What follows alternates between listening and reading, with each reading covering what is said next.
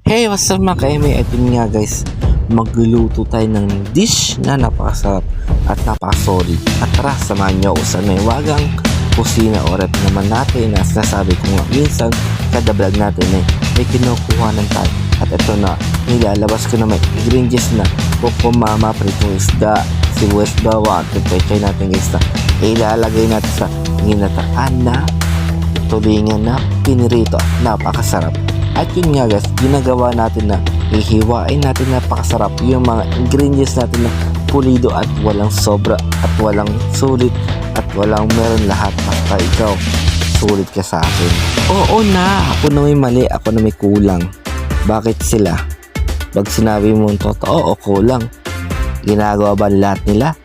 Napatunayan sa iyo yung sapat at kulang pagkukulang nila? Hindi, di ba? Oo na, ito na nga. Sasabihin niyo yung mga kulang ginagawa ko sa pagluluto. Ito yung kulang na sinabi ko na yung suka at yung may wagang talong natin na hinarvest pa natin sa tuktukan ng Mayong Volcano. Oh, sorry na. Mayong Volcano, ang layo, di ba? Oh, sorry. At nga pala mga ka-eme, naririnig niyo yung tahon ng aso namin. Si Thea pala yan. Napakakulit at napaka-sweet ng mga aso namin dito. At kadadating namin dito, napaka-sweet yung datingan ko kasi malayo pa lang nakikita na o narinig yung boses ko na parating na ako. At ngayon pala sa pagluluto pala balik tayo doon tayo sa pinakasarap magluto. Hindi ko na masasabi kung masarap pa magluto pero 100% bawasan na 1.99% point.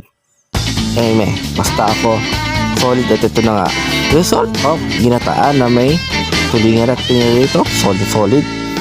Kukumama, solid at napakasarap.